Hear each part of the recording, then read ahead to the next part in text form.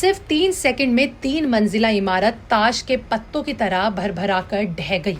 इमारत गिरने के दौरान उससे चिंगारियां भी निकली और देखते ही देखते चंद सेकंड में धूल का गुब्बारा पूरे इलाके में फैल गया। तो वही इमारत के गिरने के दौरान लोग अपनी जान बचाते हुए नजर आए। ये पूरी घटना इलाके में लगी सीसीटीवी कैमरा में कैद हो गई। दरअसल इंदौर के रानीपुरा इलाके में सोमवार रात करीबन 9:15 के करीब ये दर्दनाक हादसा हुआ, जिसके बाद करीबन 6 घंटों के रेस्क्यू ऑपरेशन के बाद 12 घायलों को बाहर निकाला गया।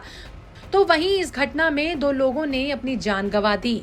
तो वही इस घटना के प्रत्यक्षदर्शी ने बताया कि जब ये भयानक घटना हुई तो वो शख्स इमारत के बगल अपनी दुकान बंद कर रहा था। तो बंद करने की तैयारी थी, करीब 9:05 का समय हुआ था और सारे आसपास के लोग बंद करके जा चुके थे और मेरी भी बस तैयारी थी। तब अचानक से इधर भरभराहट की आवाज़ हुई और तब मैंने बाहर देखा तो ये बिल्डिंग नीचे बैठ रही थी और मेरी भी शॉप में इधर जब रेक आ चुकी थी, मुझे बाहर आने का रास्ता नहीं था, तब मैं अंदर ही रुक गया और थोड़ी देर बाद जब शोरगुल शांत हुआ तब मैं उस पे से निकल के बाहर आया और उस पर फिर काफ़ी लोग आ चुके थे और बचाव कार्य शुरू हो चुका था। कितने साल पुरानी बिल्डिंग थी, कितने लोग इसमें रहते थे? ये करीब 15 साल पुरानी बिल्डिंग थी और उसमें 3 से 4 परिवार रहते थे। उसमें से भी कुछ लोग मतलब घर पे मौजूद नहीं थे, कहीं गए हुए थे। क्या वजह की मानी जा रही है बिल्डिंग के गिरने की? मुझे तो देखिए अब जांच का विषय है। ये हो सकता है उसमें बेसमेंट भी था और बेसमेंट में पानी वानी भरता था, इसकी वजह से हो सकता है उसकी पानी भरा रहता था वहाँ पे निकासी। जी हाँ, क्योंकि वो बेसमेंट मतलब सक्सेस नहीं हो पाया था, सफलता नहीं मिली थी उसमें। इसकी वजह एक वजह हो सकती है, ये कयास लगा रहे हैं अपन।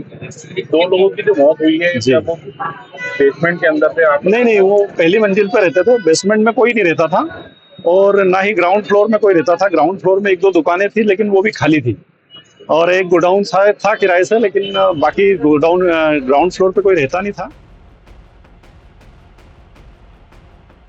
फिलहाल इस घटना के बाद मुख्यमंत्री मोहन यादव ने इस पर गहरा शोक व्यक्त किया है। उन्होंने मृतकों के परिजनों को 2-2 लाख रुपए की आर्थिक सहायता देने का निर्देश दिया। साथ ही घायलों के इलाकों का पूरा खर्च सरकार द्वारा उठाए जाने की घोषणा भी की गई है। मुख्यमंत्री ने हादसे की उच्च स्थिर जांच के आदेश दिए हैं और अधिकारियों ने इस तरह की घटनाओं की पुनरावृत्ति रोकने के लिए ठोस कदम उठाने को कहा है। नगर निगम को भी निर्देशित किया गया है कि शहर में स्थित सभी जर्जर भवनों की जल्द से जल्द सूची बनाकर आवश्यक कार्रवाई की जाए। फिलहाल ये 3 मंजिला इमारत 15 साल पुरानी बताई जा रही है, लेकिन 15 सालों में एक मकान ऐसे ताश के पत्तों की तरह ढह जाएगा तो फिर सवाल तो उठेंगे ही। इंदौर से धर्मेंद्र कुमार शर्मा की रिपोर्ट।